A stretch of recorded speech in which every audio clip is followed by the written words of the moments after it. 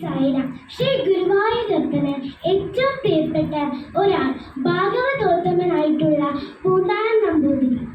പൂന്താനം നമ്പൂതിരിയെ കുറിച്ച് പറയാനാണ് ഇന്ന് എനിക്ക് ഭഗവാൻ നൽകിയ നിയോഗം.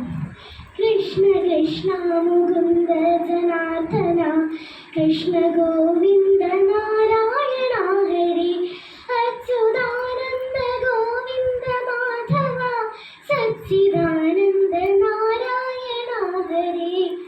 ശ്രീ ഗുരുവായൂരപ്പന്റെ ഇഷ്ടത്തോടനായി ക്രിസ്തുവർഷം 8-ാം നൂറ്റാണ്ടിൽ ജീവിച്ചിരുന്ന പൂന്താനം എന്ന ഇല്ലപ്പേരിൽ അറിയപ്പെട്ടിരുന്ന ഒരു നമ്പൂതിരി, ശുദ്ധനായ ഒരു നമ്പൂതിരി. ഒരു ബ്രാഹ്മണ കുടുംബത്തിലാണ് പൂന്താനം ജനിച്ചതെങ്കിലും എന്തുകൊണ്ടോ സംസ്കൃതത്തിൽ വലിയ പാണ്ഡിത്യമോ വിദ്വാനായി മാറാനോ ഒന്നും തന്നെ അദ്ദേഹത്തിനും സാധിച്ചിരുന്നില്ല.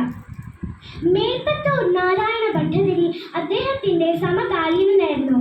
ഭട്ടതിരി അദ്ദേഹത്തിന്റെ പാണ്ഡിത്യത്തിൽ ഗർവപൂണ്ട ഒരാളായിരുന്നു. ഒരിക്കൽ പൂന്താനം ഗുരുവായൂർ അമ്പലത്തിലെത്തി.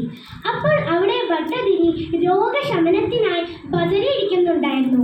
മഹാസംസ്കൃത പണ്ഡിതനായ ഭട്ടതിരിക്ക് പൂന്താനത്തിനോട് അകമേ പുച്ഛമായിരുന്നു.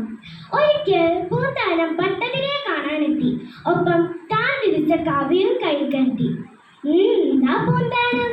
അല്ല, ഒന്നുമില്ല, വെറുതെ ഒന്ന് കാണാൻ വന്നതാ. ഓഹോ, കണ്ടുവല്ലോ, ഞാൻ പോയിക്കൂടെ?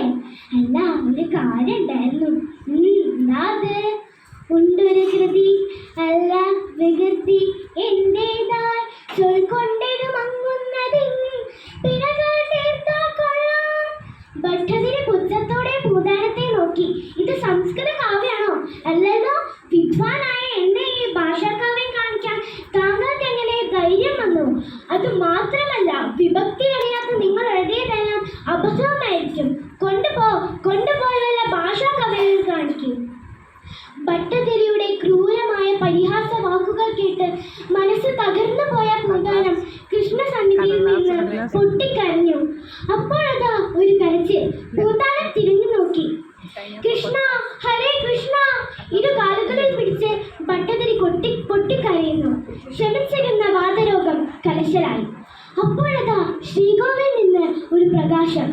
അശരീരി കേളികേറിന മേൽപ്പത്തൂരിന്റെ വിഭക്തിയേക്കാൾ പൂന്താനത്തിൻ ഭക്തിയാണ് എനിക്കിഷ്ടം.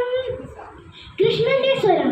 ഹേ പാണ്ഡിത്യ ഗർഭപൂണ്ട ഭട്ടതിരി, എത്രയും പെട്ടെന്ന് ഈ ഭാഷാകാവ്യയുടെ സങ്കടം തീർക്കണം. എന്നാലേ ഈ വാതരോഗം ശമിക്കൂ. ദൈവപ്രീതി കേട്ട് ഭട്ടതിരി അന്തം വിട്ടു. വേഗം തന്നെ പൂന്താനത്തിന്റെ കാല് പിടിച്ച് മാപ്പ് അപേക്ഷിച്ചു. ഭാഷാകാവ്യം വായിച്ച് ഭട്ടതിരി പ്രശംസിച്ചു. ഭട്ടതിരിക്ക് തന്റെ തെറ്റ് മനസ്സിലായി. പൂന്താനത്തെ അപമാനിക്കുന്നത് ഗുരുവായൂരപ്പൻ സഹിക്കില്ല.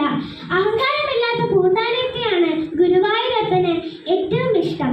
ഈ കഥയുടെ ഗുണപാഠം എന്തെന്നാൽ നമുക്കൊരിക്കലും അഹങ്കാരം പാടില്ല. ആരെയും വെറുക്കരുത്, എല്ലാവരെയും സ്നേഹിക്കണം. സ്വാമിയുടെ ഏതാനും വാക്കുകൾ ഞാൻ ഇവിടെ സ്മരിക്കട്ടെ. Ego kills but love heals.